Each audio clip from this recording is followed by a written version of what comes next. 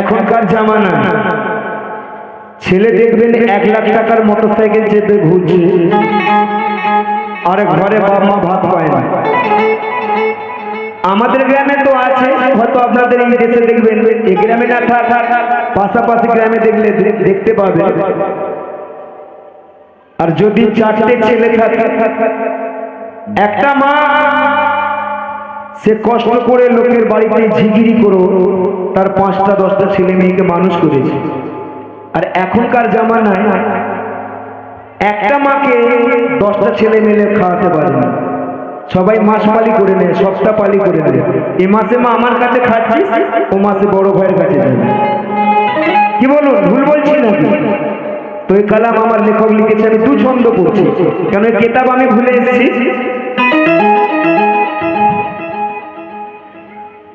ওরে মা বাবা হয় আমার পীর, তোমরা বাবা মায়ের সেবা করো, ইহকালে জেগে ছেলে জান্নাতের পায়া ধরো। মা বাবাকে না মানিলে কোনো কাজ সফল হবে না,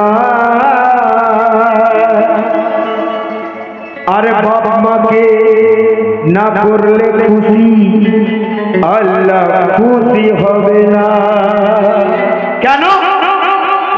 যখন দুনিয়ার বুকে বাবা মা বেঁচে আছে আমরা 1 মুঠো ভাত দিতে পারি না, আর যখন বাপ মরে গেছে তখন 3 ভাই মিলে 4 ভাই মিলে বসে যুক্তি করি যে মা মরে গেছে, মায়ের খানাটা বড় করে করবো, 2টো গরু নিয়ে আসবি, গোটা গ্রামের লোককে ডেকে খাওয়াবো। আমি আমার বাস্তব জীবনে বলছি, আমার বাবা আজ দুনিয়া থেকে পর্দা নিয়েছে, তো সেই ব্যথা আজও আছে। যতক্ষণ বাপ মা দুনিয়াতে আছে তো আমরা ছেলে হয়ে তার মর্ম বুঝি না, যখন দুনিয়া থেকে তারা পর্দা করে যাবে তারা তখন বুঝবে যে বাপ মায়ের কি হারালাম, কি ছিল কি হারালাম। তাই ওরে মা বাপ হয় আমার পীর, ভাই তোমরা বাপ মায়ের সেবা করে যাও। আর বাচ্চু সাবরি বলছে আজ তোমরা কান খুলে সব শুনে নাও, কি যে তুমি জিন্দা থাকতে দুমুঠো ভাত, কে তুমি জিন্দা থাকতে দুমুঠো ভাত আর দাওনি বাপ মায়ের মুখে। তুমি জিন্দা থাকতে দুমুঠো ভাত ভাই দাওনি বাপ মায়ের মুখে, আর মরার পরে খাওয়াও তুমি পাড়ার লোককে। মরার পরে খাওয়াও তুমি পাড়ার লোককে, মরার পরে খাওয়াও তুমি পাড়ার লোককে।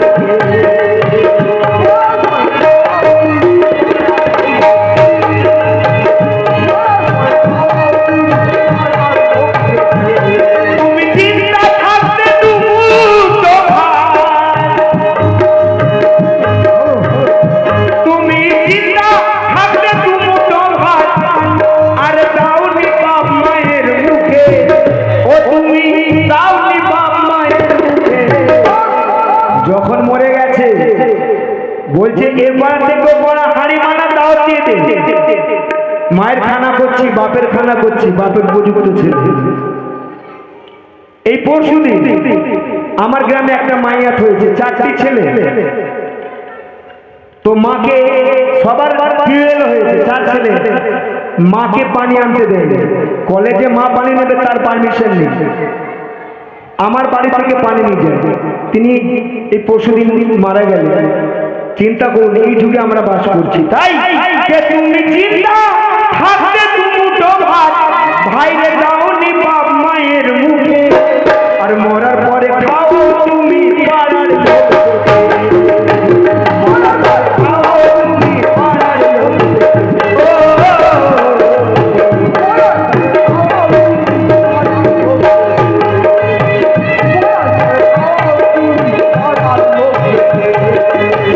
ও তুমি কত না বিরক্ত হতে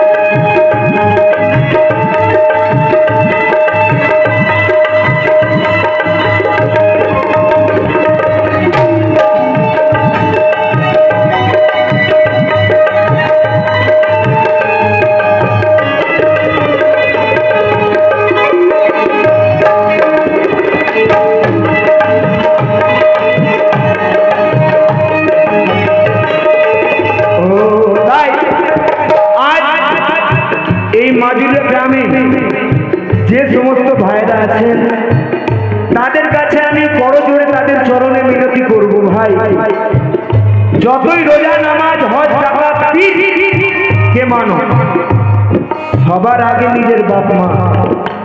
বাপ মা যদি রাজি না থাকে আল্লাহ রাজি হবে না।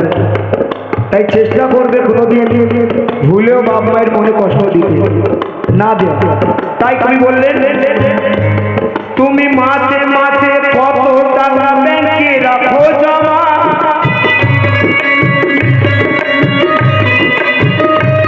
তুমি মাসে মাসে কত টাকা ব্যাংকে রাখো জমা, আর বাড়ি বাড়ি ভিক্ষা করে তোমার মা বাবা, তোমার মা বাবা, তোমার মা বাবা।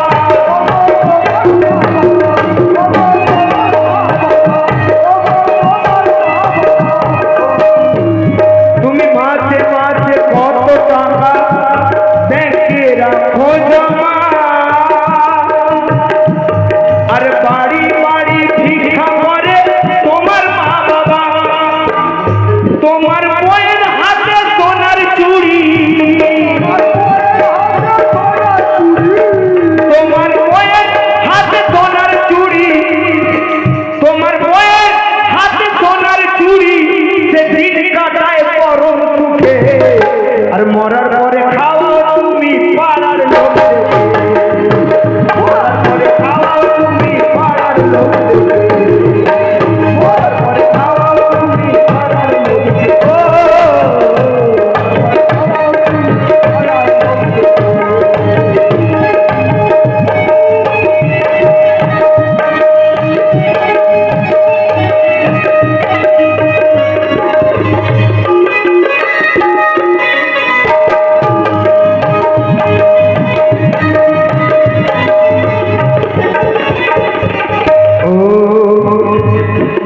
রোজা নামাজ হাজার জাকাত যতই করো না,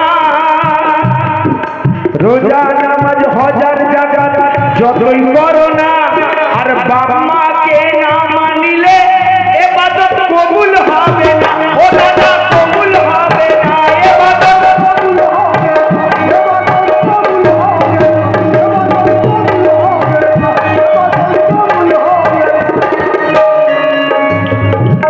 ওরে রোজা নামাজ হাজার জাকাত ও তুমি যতই করো না, আর বাপ মাকে না মানিলে ইবাদত কবুল হবে না।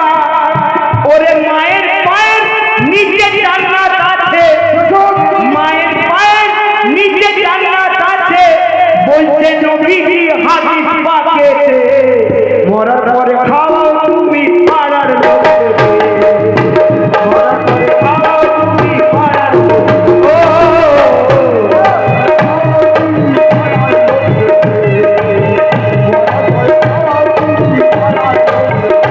ওরে মায়ের পায়ে জান্নাত আছে,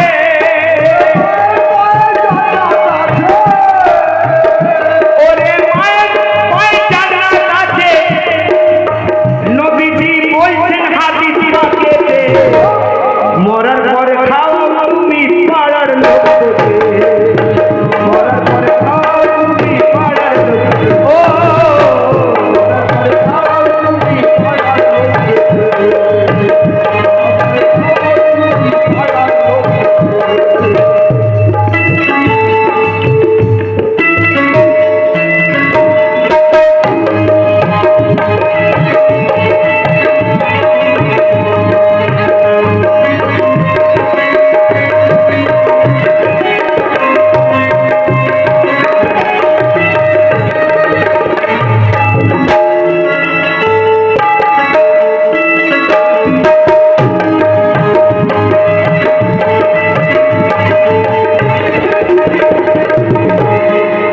ওরে কত নজির আছে সাজি, দেখেছে নিজের চোখে, ভোলা মন দেখেছে নিজের চোখে, মরার পরে